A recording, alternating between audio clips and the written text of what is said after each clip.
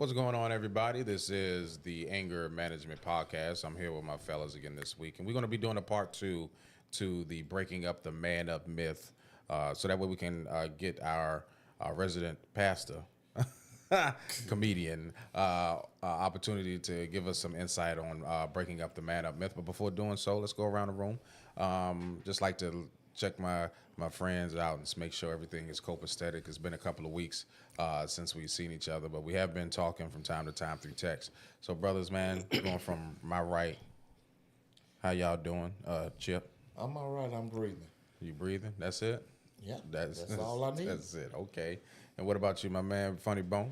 Whoa, man, feel pretty good. Just getting used to this cold weather. Us Florida people ain't used to this cold weather like this here for that ought to be out there all day long. So I'm just getting used to this Florida weather right now, man. I ain't with it, man. I ain't with it. My man said it's frigid out there. Hey, We lie. don't even use the word frigid. Okay, my brother Ernest, how you doing? I'm doing all right. That's good. That's good. And to our resident engineer that's behind the screen, Fabler, what's going on with you, What's brother? up, everybody? You doing all right? That's it? Yeah, I'm good, man. I'm good. Lord Everybody bless me with good. coming back from what I had to go through. So yeah, we Okay, good. Well, listen, we all got some positive things that's been happening throughout this last couple of weeks. So I just wanted to always kind of check in with everybody. You know, I've been extremely busy this last week or so because of the Comedy Zone shows, the podcasts and stuff that I've been doing, rehearsals. You know what I mean?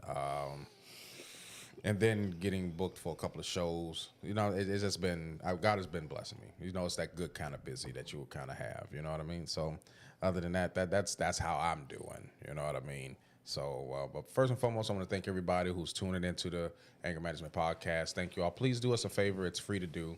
Please like, comment, and share what we're getting ready to talk about today, because men's mental health is important. And we need to kind of understand how we got to this particular situation. So the main topic for this week is a part two to breaking up the man up myth. And it says unpacking toxic expectations and rewriting the definition of strength. So let's start off with toxicity. Now, the whole phrase now is masculine. What is it, masculine? Say it the other way around. The toxic masculinity. Thank you, brother. You're welcome. You know what I mean? I want to get y'all. I was like toxic, masculine toxicity, or whatever it is. But that's the phrase that's been coined now. So I wanted to get y'all ideas of what exactly that means to you all. We can start off with Ernest. I think one of the problems with that is that we were raised a certain way, taught how to live per se. Men ain't supposed to cry. They look down on you. So quite naturally, if you fall in that boat, people start to look at you differently. But you know, my thoughts is like me and you talked earlier. Jesus wept.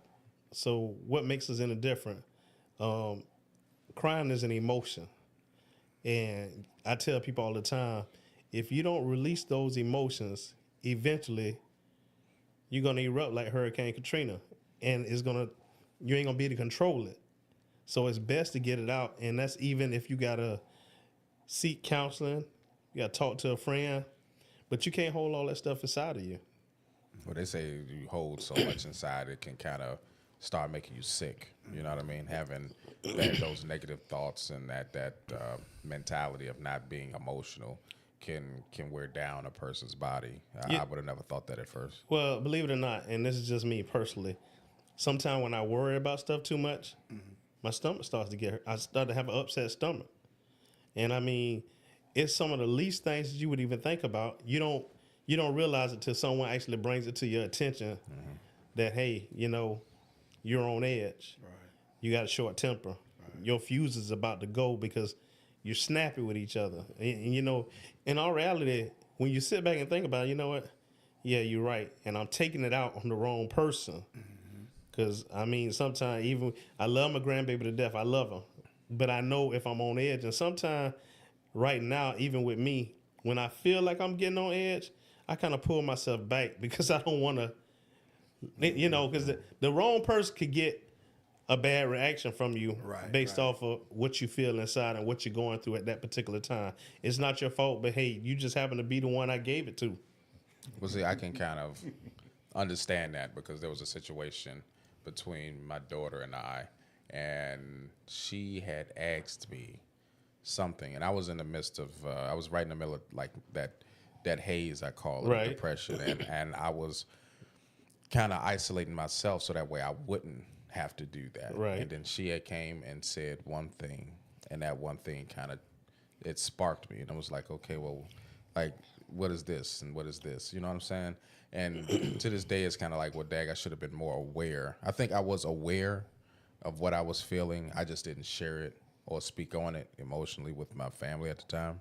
But I think that's what it was like. Okay, well, that same trigger that you was talking about is what caused it. It wasn't her per se that was causing the depression or anything, but it's just something that she said that hit a button, and it caused me to kind of get upset about that. Well, you know, this is what being a master resiliency trainer in the military, what you're talking about is called icebergs.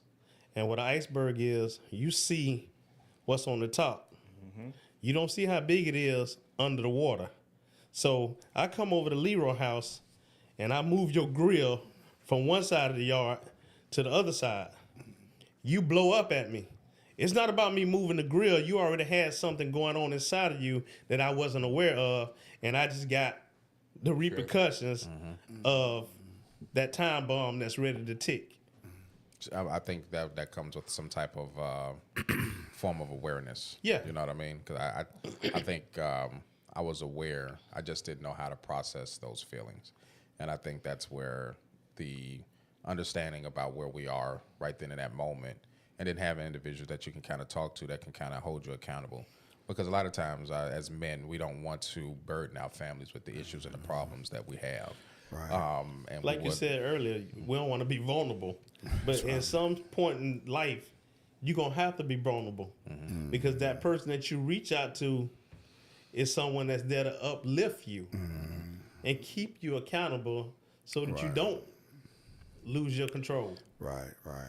Makes I mean, the wrong thing can happen on the right day. I can see that. And what I mean by that is your wrong situation can cause you to do something that can turn your whole world around. It's called you reacting off a temporary situation that can turn your life into a permanent damnation. Right. It's a temporary situation, but because you just reacted without thinking about it, now you done caused a permanent situation. Like it's like road rage. You don't know what anybody got in their cars these days. Someone can cut you off, and if anybody's seen the movie, The one with Russell Crowe. Tim Crow. Tim Crow. right. I knew it was a crow. Unhinged. If you see Unhinged, you don't know what that man went through before he saw you and you cut him off. Right. But then the funny part about it was, the first thing he said after he realized what happened, he said, "You know what? I must admit, I must have woke up on the wrong side of the bed. All they had to do was I apologize." And that would have been the end of it. He said, "So you ain't got nothing to say to me?" She said, "No." Yeah. Shot him a bird, and the dude lost total control. He said, "You don't know me, but I bet by the time this day is over, you're going to know who I am." And her son said in the back seat, "Mama, just apologize to the man. The man already done apologized." You know, and we know it to be for real. Because, I felt sorry for the family that lost their 18-year-old son that was getting ready to go in the military on 103rd, Burger King. You mad about a sandwich? Yeah, crazy. And he trying to fix it. And because you didn't like the way he fixed it, you killed the man. Crashed Oh out. no, Yeah. that ain't actually what happened. What happened was the guy was beefing with the other guy Oh man. at Burger King. So the one who was going in the military, he was trying to break it up, Okay. Yeah, that's what's the and the bullet hit him in the head. Yeah, some. Yeah, see, that's... Yeah. That's how two people get shot. Yeah. He got Absolutely. shot because he was shooting at the other guy. Right. And he got hit, but Absolutely. he survived. But the one who was trying to break it up, the 18-year-old, it hit him in the head. Well, thanks for the clarification, Yeah. but look at what the downfall is. Now you got 3 families. Facts. That's But, you got 3 families got to deal with The permanent. Right. the permanent issue. Yeah. Because Yeah. I mean, that's why I tell people, you know, when we were growing up, we didn't have all these grand theft autos and all this crazy kind of videos. You know, I tell people, y'all don't realize that y'all playing these videos like cats. And when we say cats got 9 lives, but what you don't understand is it don't take but 1 bullet out here in the real world. There is Yeah. no. And then there's no coming back from that. There's lying no about that. responding to it at all. Yeah. We're not coming back to Yeah. that. Well, ain't no customer service either. Yeah. Well, also too, when I look at it too, man, I remember I had a fire inside my bedroom, and I remember I called 911. Fire department came and all that, and I told them straight up, "Hey man, I got a fire in my bedroom," and they came and put the fire out. So I'm thinking that's it of it, right? So the next day, the fire marshal had came to figure out where the fire came from. And the fire came from, I had a candle that got close to the blind, and the candle ended up getting close to the blind, and the fire started from there. But in my mind, I'm saying that the fire it was a fire. And what I mean by that is that a lot of times when we look at certain things that happen, we don't look at a lot of times where it came from. Right. Because I know where I'm from, you got a mama and a father. A lot of times if, your son good in football, you will say, Timmy good in football because I played football. He's good in math because I was pretty good in math. But we don't look at the stuff that's not good about us that can maybe transferred over to our child.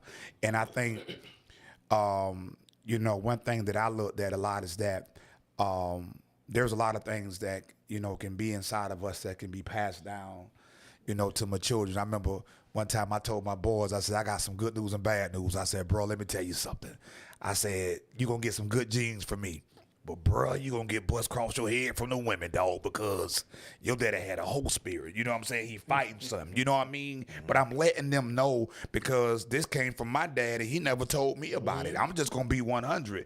I wanted to tell them the good news and bad news, but I wanted their mother to tell them too. But it's like, we want to tell them all the good stuff about us that's going to be in them, but we don't want to tell them what can be bad that can be in them. You know what I'm saying? I said, bro, I got high blood pressure. So, bro, I'm letting y'all know, but the crazy part about it, when you go when you go be examined, they don't only ask you questions about yourself. They ask you questions about your family, about your mom and dad. They ask you questions, did your mama have hypertension? Your daddy have this? So they're asking that stuff there so they can know how to link it.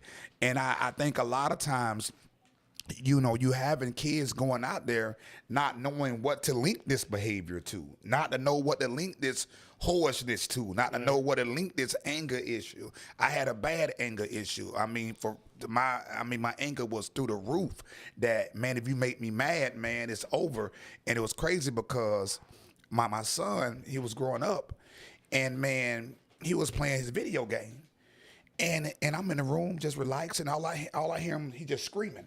Just screaming. So I'm thinking he's talking to somebody, but he's screaming at the darn game, talking about, LeBron James, you so crazy. I'm like, bro, are you okay? But then I said, you know what? I said, let me talk to you, bro. I said, you need some help. I said, because I had an anger issue. You know what I'm saying? And I think a lot of times, man, we have to be real and look at the stuff about us that wasn't too good. Because I ain't gonna lie, a lot of our parents, they're going to go to their grave not telling us nothing. You see what I'm saying? They're going to go to their grave making us figure this thing out. And I'm just being honest. They going to, prime example, if you go in all our cars right now, what the main thing we got in our glove compartment? A manual. You see what I'm saying? We got a manual letting you know what's inside your car, the whole nine. A lot of us was raised with no manual. We have no manual on what to do, and we're trying to figure this thing out, how as we go, and we don't really have no help on, like, your dad may not say, I did this. No, my dad my dad deceased. He never told me the bad stuff about him. He told me everything good. So I just think that it's you got to get down to the root of it. Well, I say for you, your dad passed away. My dad's still here. Facts. And like you said, you always told me one day you hope that my dad will allow me to lay on the sofa Right. and talk to him. All right. Absolutely. But You already know this family don't do no talking. They don't talk about what's going on. So in all reality, for us, when we see something inside our kids that we already know is inside us, we got to quickly identify it and then go ahead and seek whatever help that we need so that they don't fall short. Because it's the worst thing we can do is see the issue and not, we can identify and don't respond to it.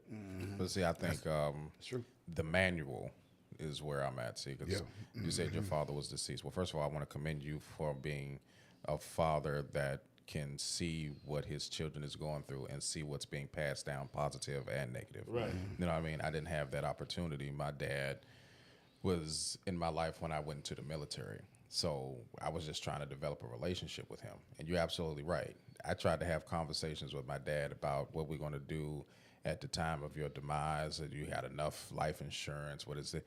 No conversation. You're not talking to me about none of his finances, about anything like that, because that leaves a burden on me. There was a time that they was like, my father and his wife, my stepmom, wanted to leave me their house. He was like, we want to leave you our house. And I was like, well, listen, do you have enough life insurance to pay the house off? So that way, when you leave me the house, you're not leaving me with a debt. They didn't understand that. All they knew is that we're giving you a house. Now, the house that we give to you, you can sell it and make money off of it, or you can keep it and can. I was like, but I don't want to have a debt passed on. So that was the first time I had to deny receiving a gift or what they perceived to be a gift to let them know, listen, I'm not trying to be put in a situation because you all are seeing things differently. You know, and my dad didn't have that conversation with me about finances. I started learning about finances after the fact. That's right. So I've been bad with money. That's right. All the way up until I was probably, 30? That's right. So then I started, if it wasn't for my pastor giving me 2 books, he gave me Robert Kiyosaki's Rich Dad, Poor Dad, and Dave Ramsey's A Total Money Makeover. And my pastor was the one who taught me how to make money work. Now, my dad, he was a businessman. And he always said, I'm talking about the last time that I went home before he got sick, he paid cash for expedition. So that lets me know, you know how money works. You know how to save it. So why weren't you teaching me how to do that? So that's one. When you say you're going to have to learn how to do it by yourself, and then I have to understand myself, because even though I didn't learn it, when I did learn it, I was so excited that I was pushing it so hard on my child. And I was like, listen, my dad didn't teach me, so there is no excuse for me not to teach you. So I tell her and I teach her, and then you find out these kids are just going to do what they want to do. Come on. I was like, listen, do what you're supposed to do so that way you can do what you want to do. No, my daughter is doing what she want to do. Yeah. And she's going to find out doing she can't do what she really want to do. Yeah. You know but what I mean? I think also too, it's a lot of stuff too is as I call it, not only the unspeakable agreement, but I also call it learned behavior on certain things. Because if you look at how a lot of us was taught, even how we saw how our parents may handle a vehicle. My mama never took her car to the shop unless it was towed to the shop. You see what I'm saying? She never took the car to the shop for maintenance. You see what I'm saying? We was never really taught on maintenance. We was taught to be towed into something. Prime example, when we go to the hospital, we go to the ER. We don't go to our primary doctor to just go for a normal visit. So a lot of times we go somewhere because we ain't got no choice. You see what I'm saying? Right. So we was taught that, you know what I'm saying, to a point that, hey, look, yeah, I see a couple engine lights on and all this here. I'm going to just grab this little 5x7 picture and put it in front of that, and we going to say I'm good. But until the car stopped running, period. And we was basically taught to get help on something once it stopped running. You know what I'm saying? And that was always made it kind of complicated too on growing up, that you know, we didn't know how to keep something maintenance as it's working, as it's running. You know what I'm saying? We had to, you know, get help once it stopped running. You see what I'm saying? Once it stopped working, that's when. And then as far as with the money thing, honestly, I was from the same boat, man. You know, we was taught to live check to check. Right. You know what I'm saying? Based on how much we made. You know, we wasn't taught to live for the what else. Suppose I get fired from my job. Do I still have enough saved to hold me up or whatever? And that's why our generation from the outside it do look a little better from the outside than our parents or whatnot, because we able to beautify it so much instead of put money to the side for the what else. So it's a lot of stuff that we really just trying to figure this thing out, as we go. I think you got to call some names out because I think I'm going from the spiritual side of the house. Sometimes God gives you what you need, even when you don't know you need it. Prime example is coaches. Growing up playing out at Cougar Park, we had coaches, and a lot of us grew up in fatherless homes. Oh yeah. So those coaches were our mentors and our role models. Right. Coach Henry Brown, Coach Cheeseborough, Butch, Lotta. You know, they had a purpose in your life. Right. They made things different for you. I told people when you grew up playing out at Cougar Park, Coach Henry Brown paddle was bigger than the teacher paddle. So what do you think you're gonna be worried about more so? When Henry Brown could come to the school, Coach Brown. and I don't know why, it's almost like they made an announcement, a special announcement. Coach Henry Brown is at the school. So that meant that if you were where you wasn't supposed to be, That's right. you got there quickly. That's right. And at that time, the parents didn't mind you being chastised Exactly. by those coaches because they know they were going to keep you in line to make you do what's right. They didn't just teach you how to be athletes. They taught you how to be young men, successful young men. So a lot of us are preaching. A lot of us are coaching. But it's because it was embedded in us by people that took a special interest in us. Now, the only time people want you to take a special interest in their youth is like what you're saying, when they're playing sports or when they get in trouble. That's it. That's Hey, it. can you go to court before the judge? My son going to court. Okay, well, I can go, but what you want me to say? Because I can't do nothing but tell you the truth. That's right. That's right. I had a young man when they had the Men of Valor off of Sutel, and I was in the lobby.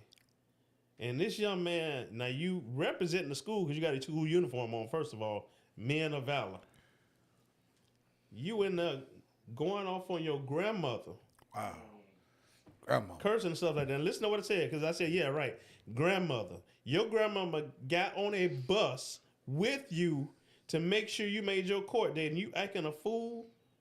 I said, ma'am, I don't even know you. I said, ma'am, but can I pray for your son, your grandson? right on. She said, yes. She said, I wish somebody do something with him. She said, because he had the nerve to tell me, called her a B, because she got on him because he snuck in the house late.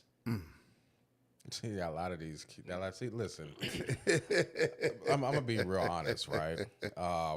One, even as adults, I'm 45 years old. 45. My mom stays in Bladensburg, Maryland. I am not, even at this age, about to walk into my mom's house at a late time unless she's already been aware and already unknown. There is no sneaking. My mom says, you be in the house. I don't like to have my doors not locked past 10 o'clock. So you need to be here or you need to give me a call and let me know the reason why you're going to show up Right. late. You know what I mean? But that's just out of respect for our generation. Now, it's... Man, I'm 57. I don't even call my mama by her first name. I don't even. I I call hear her... people call their mama their first name like y'all sisters. I'm like, really? I'm gonna be real honest with you. It's hard for me to call somebody my mother's name, even when they share her name. Right. So when I say the name Elaine, it feels weird. Yeah. You know what I mean? Even if I know another Elaine that's in like my friend group or something. Hey Elaine, how you I'd be like, listen, you got a nickname? Can I call you something else? Because that's my mama name and it feels weird. You know what I mean? But see, that's how it is. We were taught to respect our elders. Like the last time we got on the feed, I told you, I've been in the military 27 years. So when I came back on leave and saw my coach from Cougar Park, I realized he was only 6 years older than me. But guess what? He was Coach Lotta. And guess what? He gonna remain Coach Lotta. He'll tell you, look, if I'm in a club and you there, you got to go. Because we ain't gonna be in the same boat. Exactly. We ain't gonna be in the same place. That's the problem now.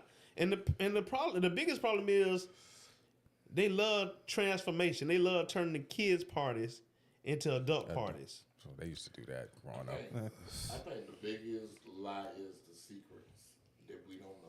You're right. Now you're right about that. And go to a family reunion, really go down the tree, you be like, and that's why I say you gotta learn.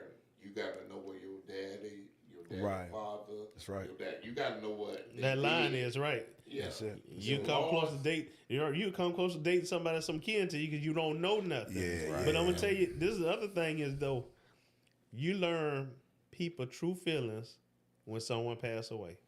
We was just having that conversation. Yeah, right. I mean, they true feelings come out. They I mean, come out. my aunt, when my grandmother passed, my aunt came to her mother's funeral. When her sister passed, she didn't come, and it wasn't because she was grieving. She didn't. She just didn't want to come.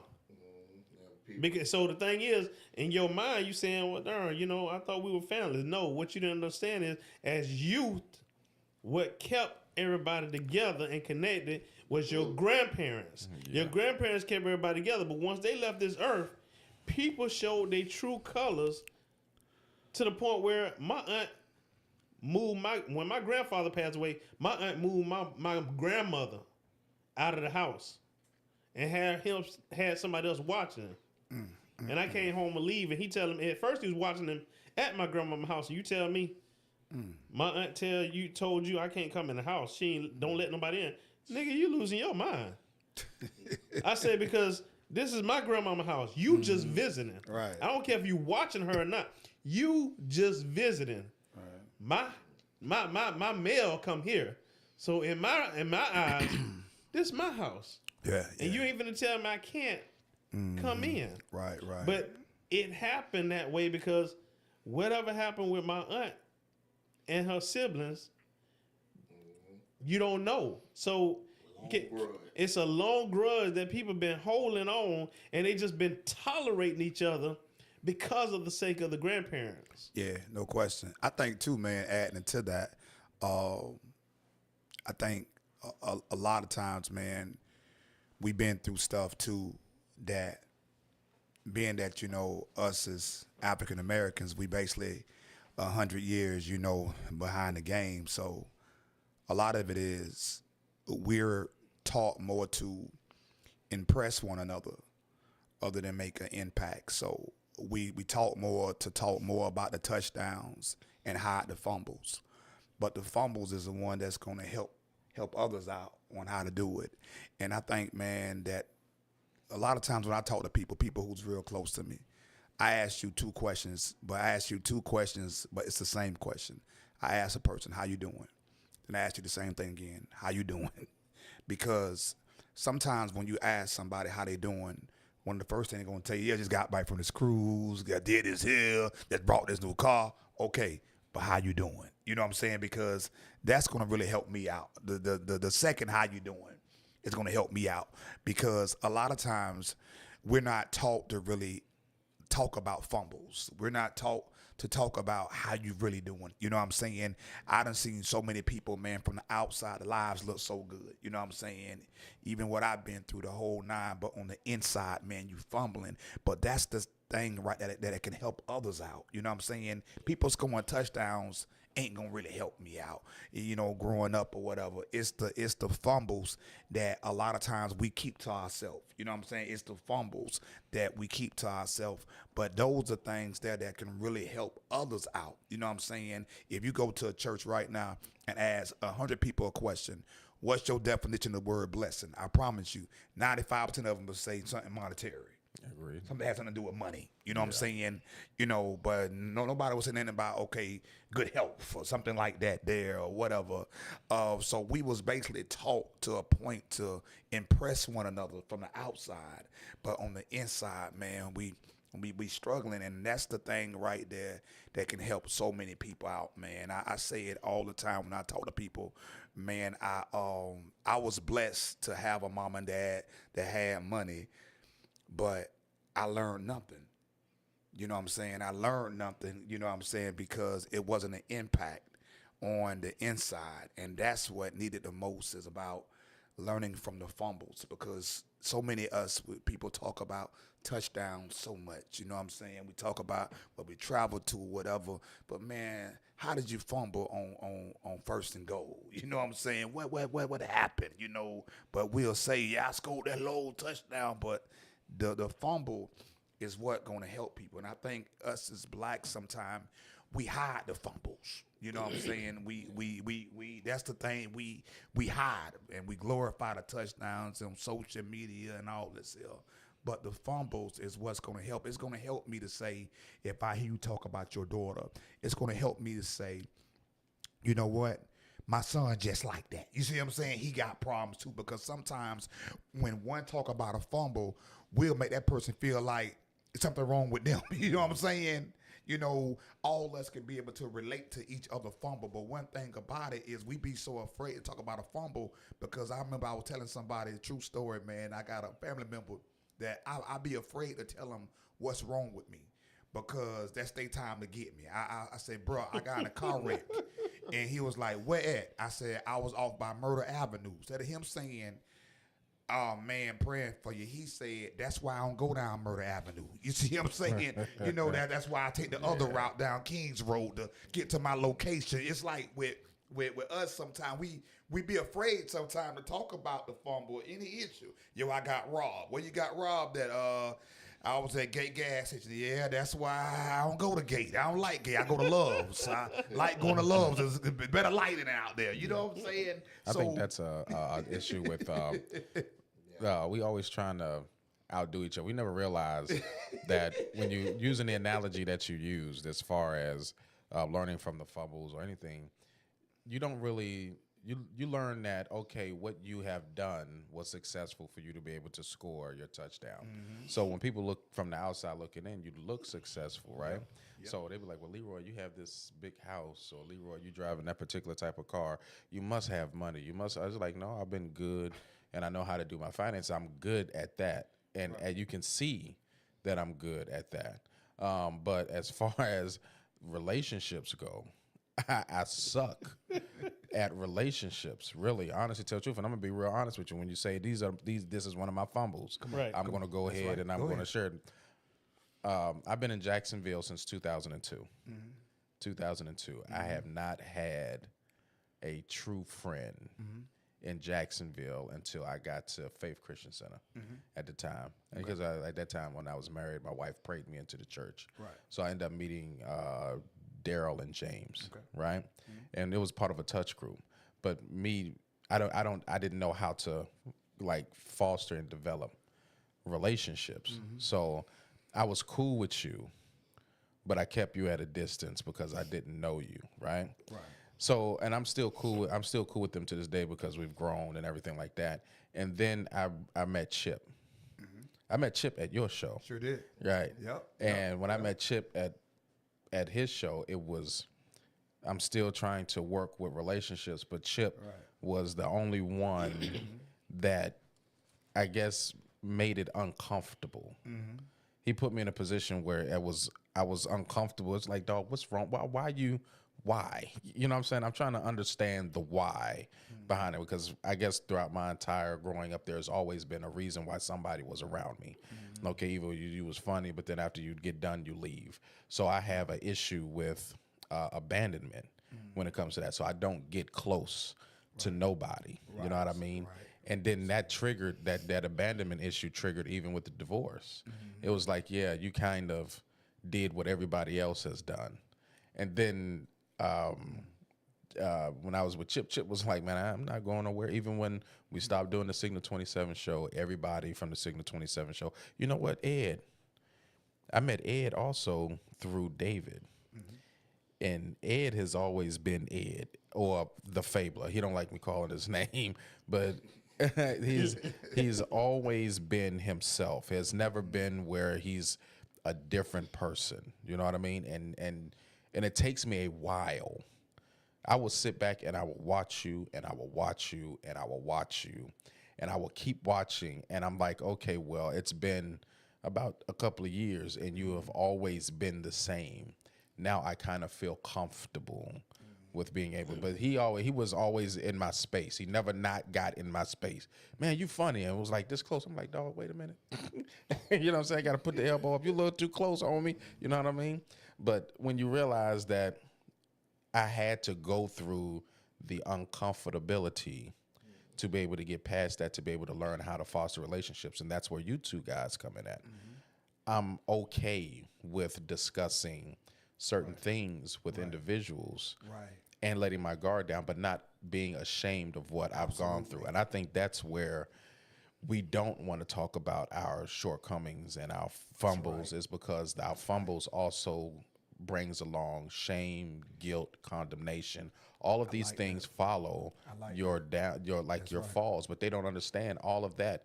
All of that that's trailing you is the evil part, because somebody has to hear about how you fail. Yeah. It ain't pretty much evil though. That's good. If you think about it, if you got a true vision, if God give you a true vision, He'll test it.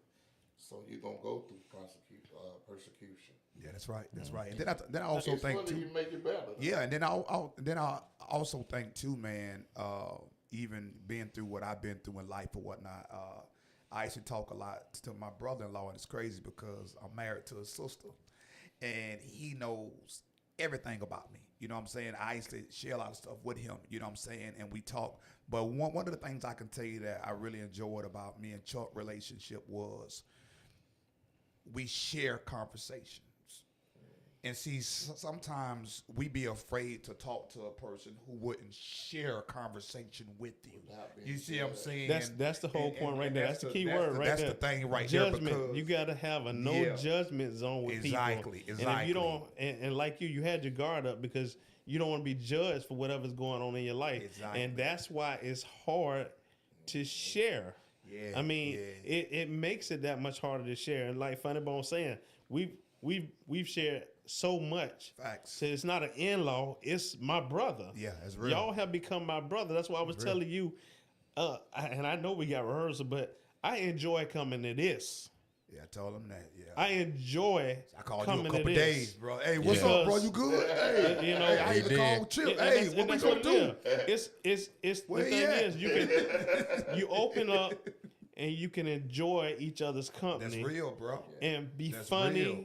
laugh, cry, That's real. curse. It don't That's matter. real. You don't worry about being judged. Yeah. Because guess what? In all reality, I tell people, That's just because real. I preach don't make me not human. It don't make me not have emotions or feelings. Yeah, and bro. Because I have all of that. And the reason why it's real good, bro. I remember, man, watching Beyonce one time. She was talking about different things she do, and they asked, so give us the important people inside your life. And she said, honestly, she said so many people. She said my dancers or whatever, but she said the main person I got to tell you is my makeup artist. They wondering why you saying the makeup artist, and she said, well, my makeup artist, she get to see a lot of bad things about my face.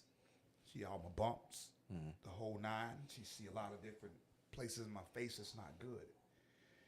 But she grabbed my face and she doesn't judge my face. She beautified my face. So when everybody else see me on stage, they don't see me the same way that she seen me. The funny part about it is that she said my makeup artist, after she do my face, she goes in the audience to cheer me on. Knowing what she just saw backstage, she didn't judge that to not come in the audience to support me. And it really blessed me in a sense that sometimes we be afraid to give certain people backstage passes to our life. You know what I'm saying? Because there's some stuff in all our backstage that's jacked up. And that's why a lot of times us as blacks, man, we're so afraid to let people come backstage. Because you may see some things about me that you may not want to go in the audience and support me. Right. You see what I'm saying? And then that's why I say a lot of times it's important for us to be okay to talk about fumbles. One thing about white folks, man, I went to work, man, and I remember my coworker, I said, yo, man, you know, hey, you all right? How you doing? And he just looked at me. He was like, my wife didn't come home last night. And I was like, oh, really?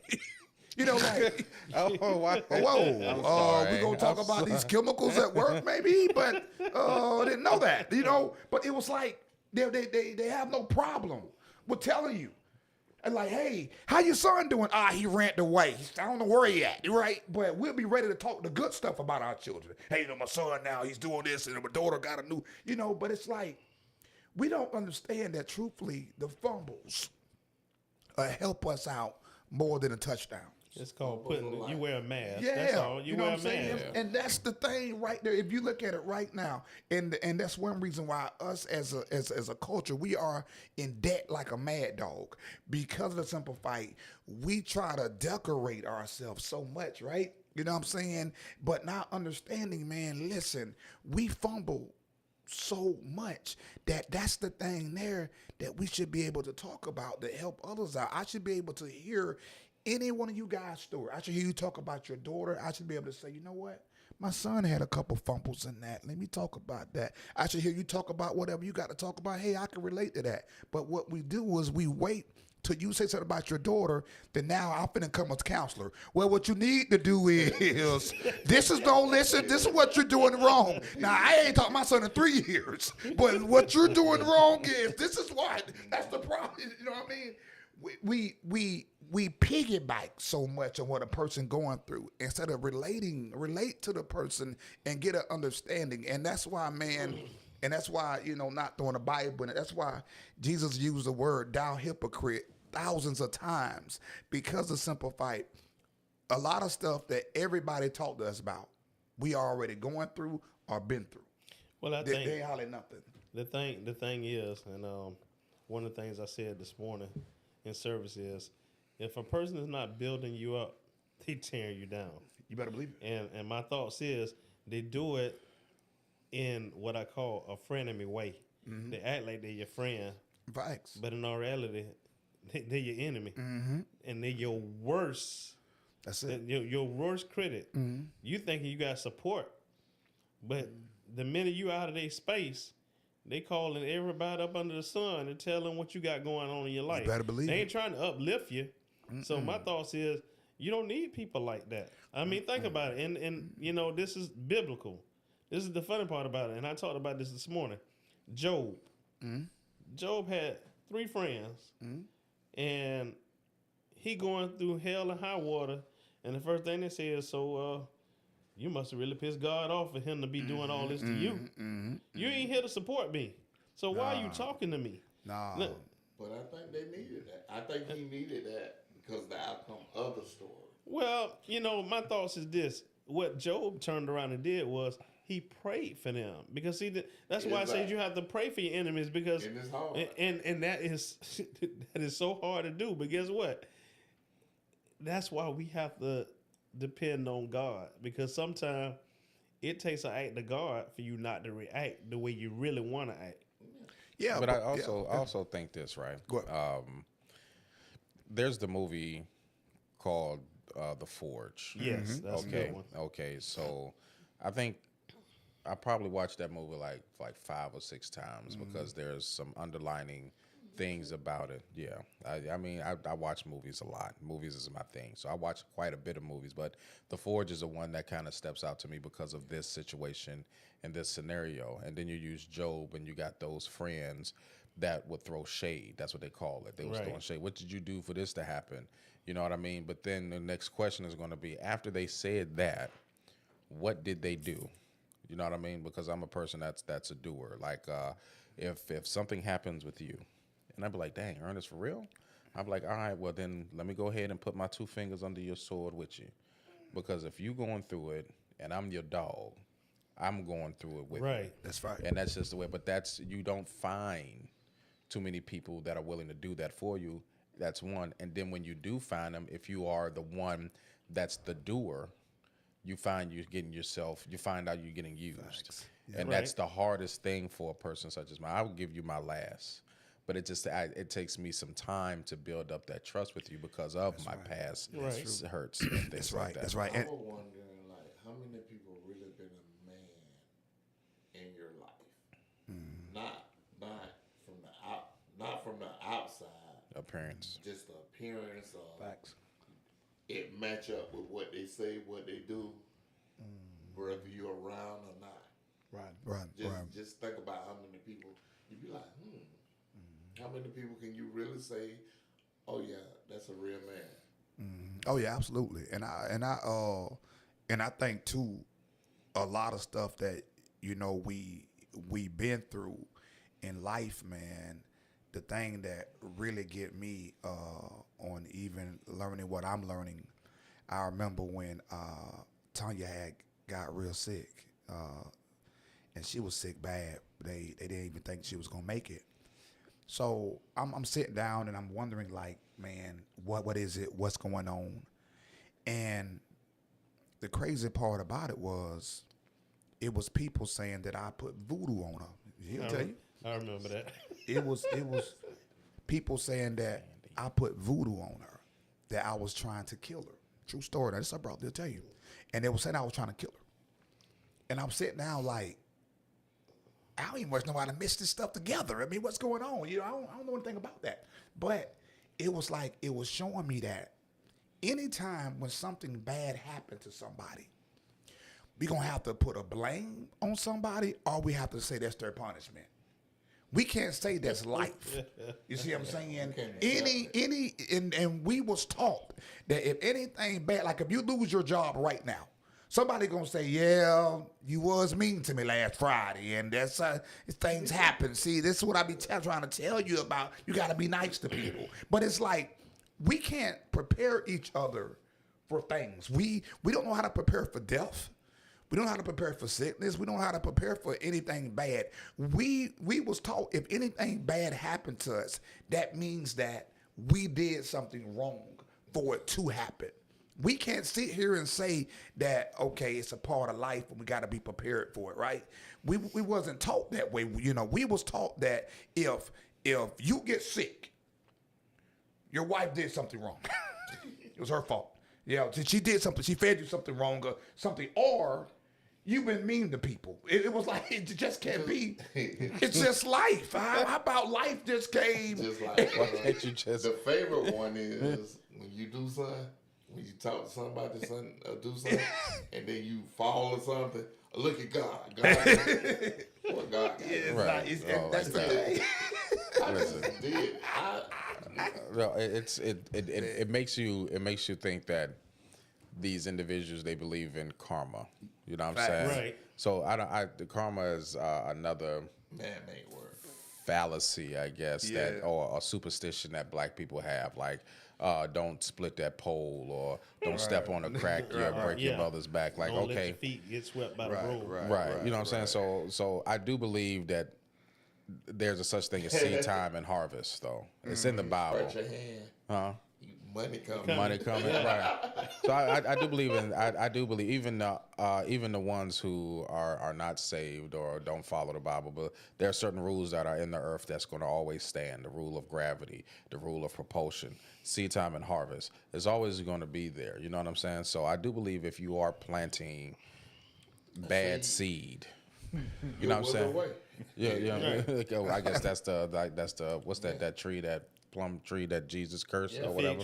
Fig tree. Yeah, it's a different fruit, Yeah, the fig You know what I tree mean? curse. But at the end of the day, it's all about what you plant and what you put down into the earth. And I kind of think that that's how my aura has changed. It's like, okay, yeah, I was hyper angry, you know what I'm saying? But not hyper angry in a sense where, listen, I wasn't abusive, I didn't cheat or do any of those things, but I can't say I wasn't as empathetic as I would have liked to have been. And that's even with my daughter growing up. I take pride in saying I was in my daughter's life, right? Like from the beginning, because my dad wasn't in my life that I can remember from the beginning. So I take pride in that, but then after you've been there, what kind of person were you while you were there? Right. And that's where I have my difficulty coming in. I was very strict with my daughter. The good things that she did, she got praised for it.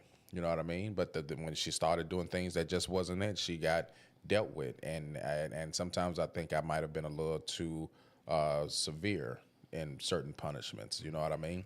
And now I understand why grandparents act the way they do now, because I already know how I'm going to be as a grandparent. You know what I mean? Right. And I know this is not my child, this is my grandchild. Right.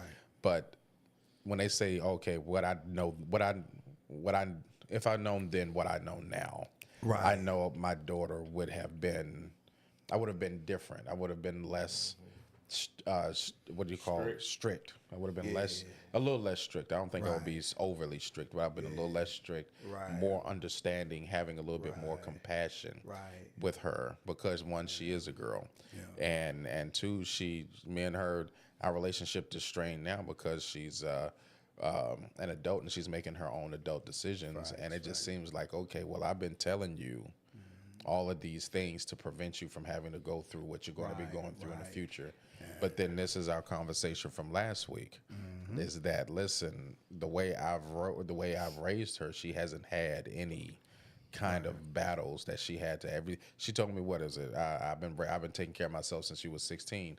I was like, you've been doing small things since she was 16.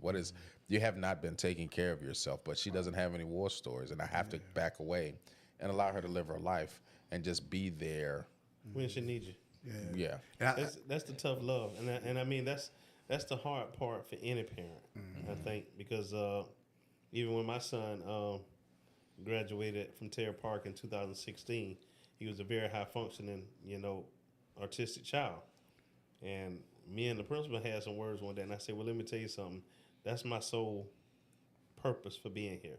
That's my number one priority. I said, and you'll get tired of seeing me come to the school before I get tired of coming. Because he's not going to graduate with no certificate of completion.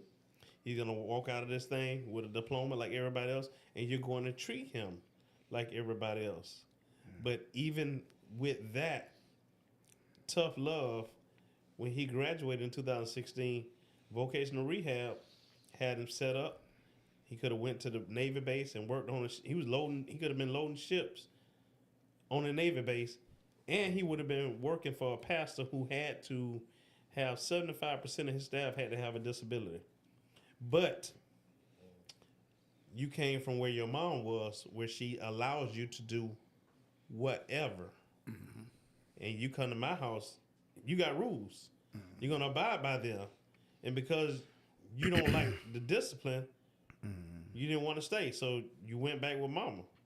But what you don't understand is every action has a consequence. That's right. And that consequence can be good or bad. That's right. And the thought is, had you stayed here, you could have got all the help that you needed. Now, I'm not saying you was going to stay up under my house, because I don't need to stay in my house. But what I was trying to get you to understand is, until they help you get your own place, and if that meant having a caseworker come by and check on you, you still would have been on your own. But now it's like you're trying to find your way, because you've been running from paying Peter to Paul and jumping from this place to that place. And my thoughts is, one of the biggest things I have issues with is when you money chase. Especially when you bring a child into this world. That's right. That didn't ask to be here, and you constantly moving from one job to the other because of what they're telling you money wise. Right. You gotta be stable so that you can take care of this child. Yeah. I think for Leroy, he just wasn't taught to be a man. Right. So you had to learn somewhat of being a man, the best you can, because you solely depending on, you solely based it off, I ain't gonna be like my dad. Right. Right. So you wasn't taught, okay, let me see this here. That's why it was so easy for you. Okay, I'm gonna just do this here. I'm gonna make sure you don't do this here and go through what you didn't go through. But you didn't you didn't get to the root of the problem. Right. You know what I'm saying? So, Yeah. And I think too, man, I took sociology at EWC, and I remember I was always taught that if I ever talk to somebody, the person I'm talking to, I already know about them before I talk to them. And I think sometimes we have to feel comfortable to study a person that we about to release information to. Because see, in today's time, you got to be careful with who you talk to and how you talk to them.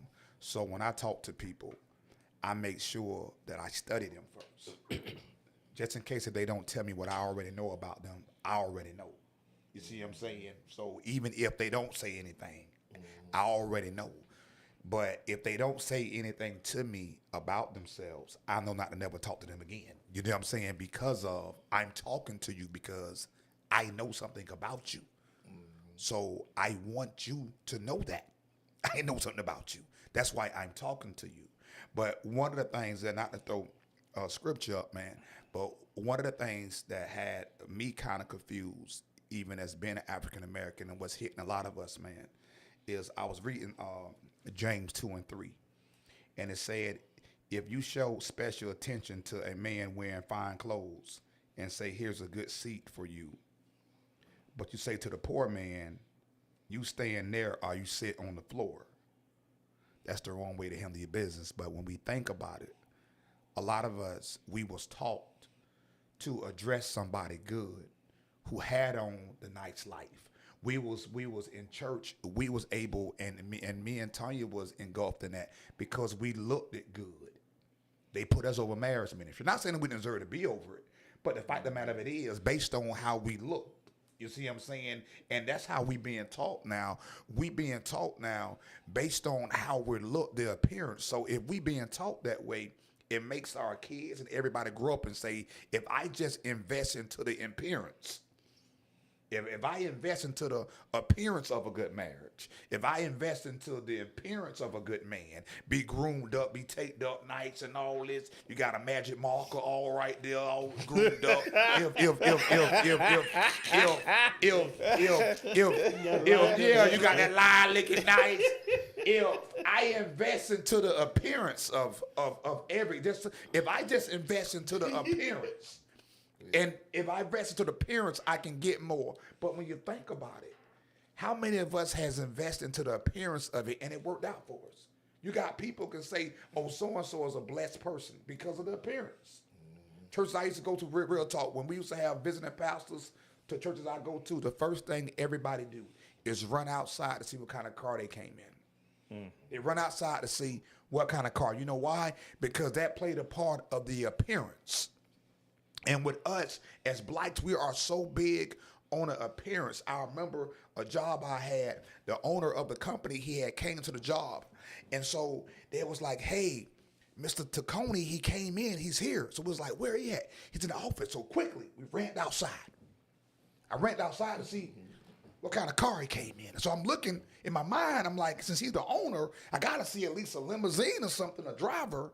And he came, he had a rental car from Budget. Rental car, right? A small little Ford Focus. But it didn't register to me because where we're brought up, we have to invest into the appearance. You see what I'm saying? And that's the part there that us, a lot of African Americans, if you think about it, I remember my mom, she'll talk about somebody, she'll say, hey, I met me a new man. Really? Tell me about him. He work here, he make this per hour, he drive this. What do they have to do with him? But we were so much taught to talk about the appearance. But if you think about it, when we leave the church, when we leave the person, we never left because of appearance. We left because of something was disappeared inside of us. And we always say all the time, it's the enemy, when really it's the inner me. Right. It's what's going on the inside of us that we've been taught so much to decorate the appearance. To decorate long as you put money into the appearance, long as you make sure them Facebook pictures look nice, long as you make sure all that's nice, you're good. But on the inside, there's a disappearance. See, and that's social media at its finest, really. Let's think about that. You know what I mean? I'm a big advocate for investments. I like investing, and one of the guys who I follow, a lot of people probably know him, his name is Warren Buffett. You know what I'm saying? Warren Buffett, one of maybe third highest person in investments as far as making money online. But when you see him, the car he likes to drive is like a Cadillac something, I think, or a Buick, some type of Buick. And based on us, it doesn't match. So I think that our Caucasian brothers and sisters, Indians, all of these individuals kind of got the understanding that the appearance of looking wealthy and having it all together looks completely different when you right. actually have it all right. together. And That's then right. listen, I look at social media and I don't follow any of the people online, but sometimes when you're scrolling, because I have been off, but when you've been scrolling, you probably come across a guy trying to holler at a girl, and the girl doesn't say anything to him based off of his appearance and how he looks until he ends up walking to a car. That will perceive him Yeah. to have That's money. right. That's right. And I was like, that's the problem. But then I started thinking, going back, even us as a culture during even biblical times, you know what I mean? People looked at Jesus, and Jesus had some of the finest garments on and things like that. You know what I mean? So, I mean, even he had the finances to have the best clothes on, but then there were times that he didn't have the best clothes on. But this is a man who will wash another man's feet with the best garments that he had on. Facts, absolutely. Now, can you find a person that's walking around with quote unquote a Versace suit on who would then take his Versace jacket off and wash your feet with it? Absolutely. Or let you walk across his jacket to get, because there's mud there, but he don't want your feet to get messy. Yeah, You know what I'm saying? The people are not going to do that. Yeah. So at the end of the day, I look at it as we have to grow as a society amongst black people, period.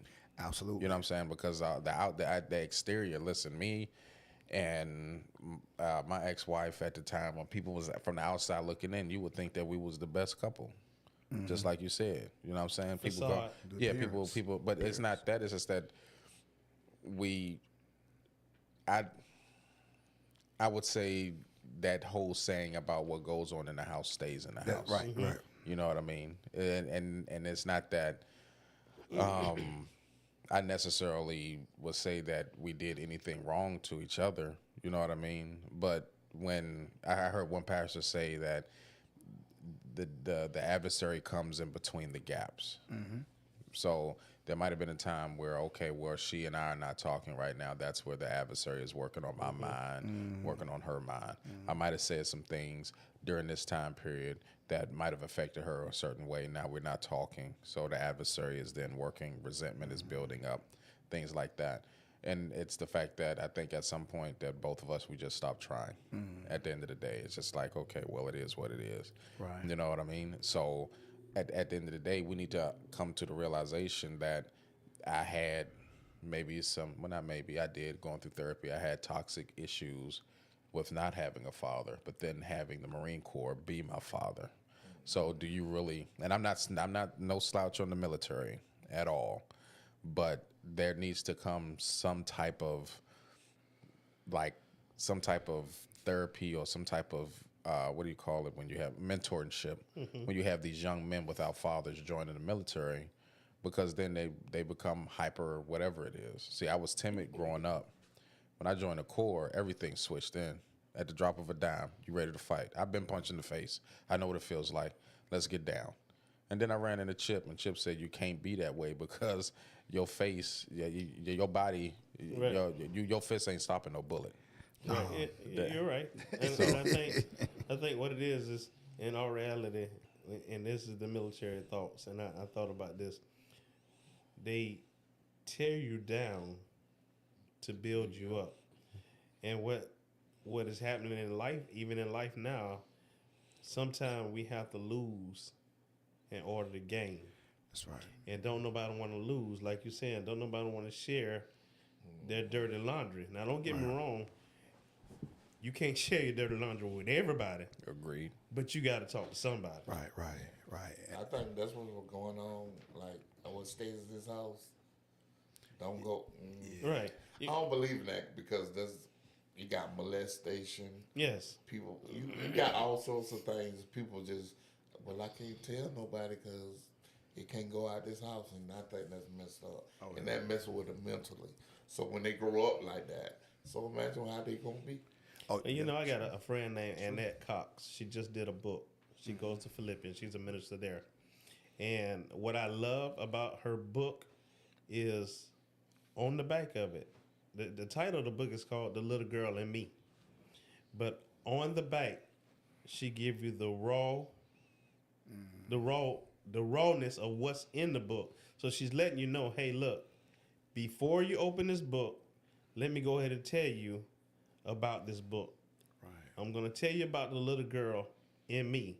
because some of the people that I thought were supposed to be there to protect me, they were people that I had to be protected from. Right. So what she's doing, she's giving you an outline of what the book is like. What to expect. Yeah, what to expect. She said, because you're going to get the raw dirtiness of what was happening in my life as a little girl. Right. But it also tells you how I overcame. So I think it may bless somebody else because she's opening up, letting someone know what's going on and how you can overcome. Yeah. That's what a testimony is. Yeah. If you ain't never been tested, how you gonna give somebody a testimony? That's right. If you ain't never had no mess, how can you give somebody a message? That's right. Never been, can't tell, want to go, how to get there. That's right. Yeah. And I know we're about to close up here shortly, but I think too, to be honest with you, man, with me, I can't talk about everybody else. With me, I think a lot of times when you have too many people to know you, that's an easy way for you to be ambushed. I know a lot of people, but I don't have a lot of people around me. I know those who really know me. Chip know. I don't have a lot of people around me for a reason, because there's a lot of stuff about me that's not good. You see what I'm saying? That there's lots about all of us that's not good.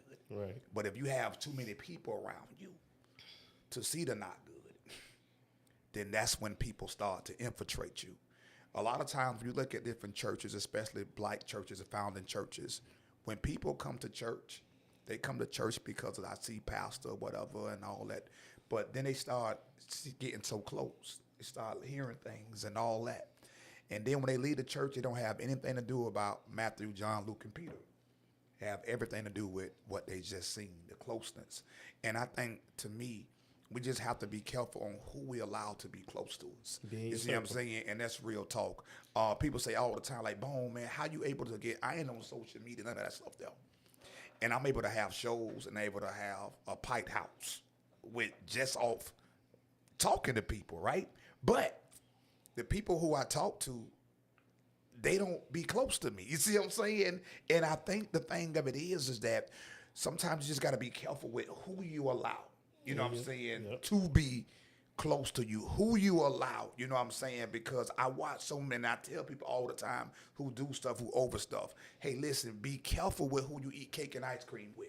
Be careful. Get back to you. Yeah, Yeah, be you're right. careful with that. You see what I'm saying? Be careful. It's certain things that people should not see. You see what I'm saying? And you just got to be careful with who sees certain things about you. Like, for instance, I should be able to be so mature that regardless on what men you talk about, I still see you as a man of God.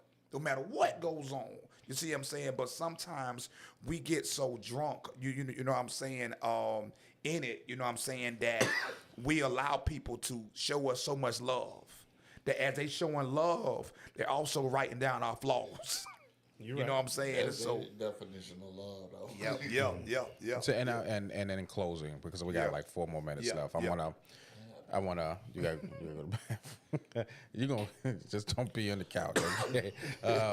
No, I want to agree with you in reference to that, and like you said, you didn't want to bring up any kind of biblical text. I listen to a lot of individuals who preach the word, and then I listen to the Bible being read back, right? And I refuse to believe that Jesus was always this holier than thou kind of person. Right. You want to know why? Because Jesus had 12 friends that rocked with him. And a lot of people don't believe that. I was like, okay, so we share what we share comfortably on this podcast, on this live stream, right? Yeah. But once these cameras go down, we are boys, we are friends, right? So there might come a time where, oh man, I pass gas and you walk through it, got your bone. You know what I mean? You know what I'm saying? You know what I mean? So, but you cannot not believe that when Jesus had these guys, now 12, one of them was needed Judas. for, Judas was. So I can say up to 12, maybe 11, you might have close partners that really know you. That's what I'm saying. So I'm saying I'm really not But you going know what with. disciples are, right? What's that? No, they just learners. Jesus was the teacher. They were learners. This is who we roll with.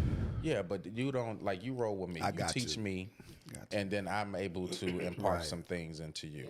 I don't believe that at some point Jesus didn't learn something from Peter or Paul. Oh, or any of them. absolutely. You know what I'm saying? Absolutely. So my thing is this: is like I think if you are able to find a group of individuals, you might not be able to find 12, but if you can find 4 or 5 individuals that you can actually have like uncut, unraw, or well, raw, unfiltered, like conversations with. 5 is you. If you can find individuals who can call your significant other or whatever, that's what you're searching for. You closer with them, and that's cool. Well, the words do say that love covers a multitude of fault.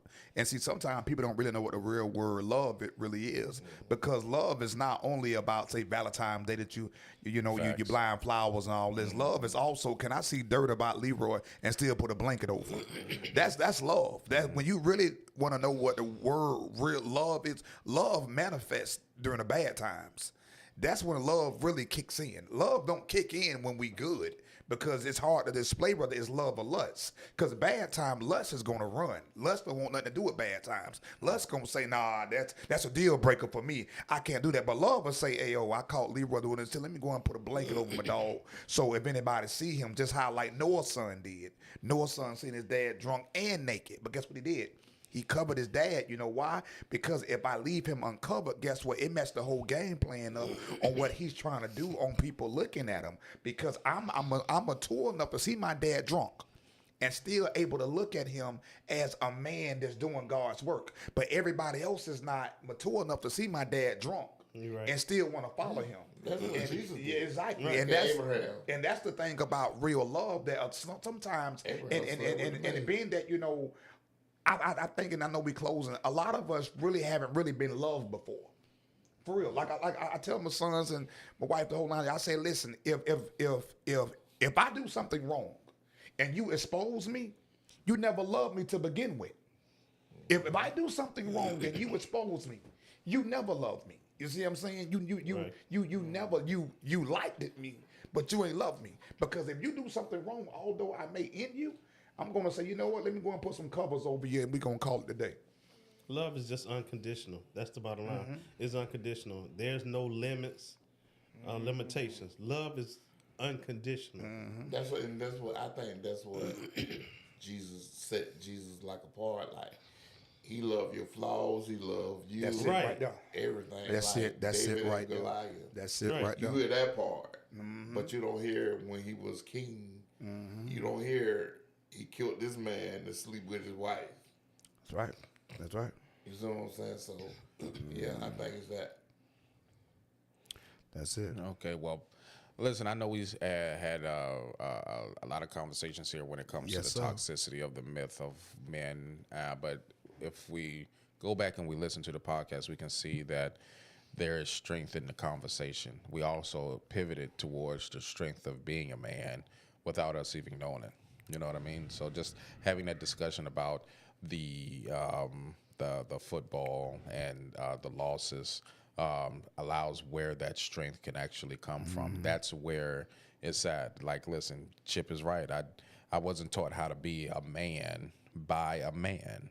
I didn't. I had mentorship when I was at the Young Marines, but we kind of fell out of that. I was trying to learn the guitar and had a male person try to teach me the guitar, but that fell through. So a lot of my male mentorships was never consistent. There was never any consistency. The only consistency I had was when I joined the Corps. When I joined the Corps, you contractually obligated to stay regardless unless they decide they want to put you out.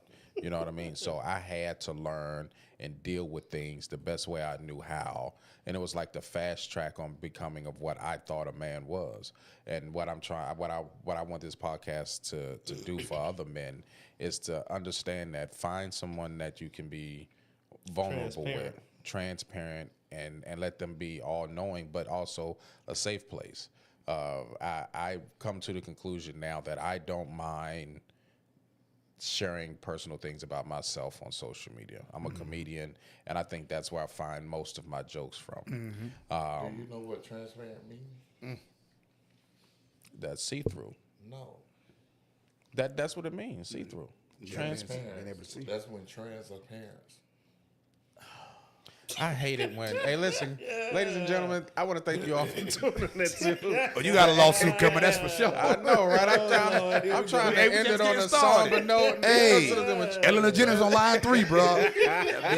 Already, we done already. It's just a wrap. Yo, so I want to thank you all for tuning into the Anger Manager Podcast. If you're a trans and you're a parent, may God bless you. Do y'all got anything Jesus. going on, Chip? No. What about you, Bone? I think we gotta get some money and donate some money to the LGBTQ. We gonna do that. We're gonna donate a bunch of money to that. And we gonna definitely donate a bunch of money to that and support what they got. What about you, Ernest? Hey, just getting ready for the show in Tampa on the 28th of February. in All Tampa. right, doing Tampa. your That's thing. right. The Hidden Truth Just around the play. corner. All right. And what about you, Fabe? Hey, I'm just waiting so I can support Chip and everybody else that has shows coming out in the next 2 months. Oh yeah.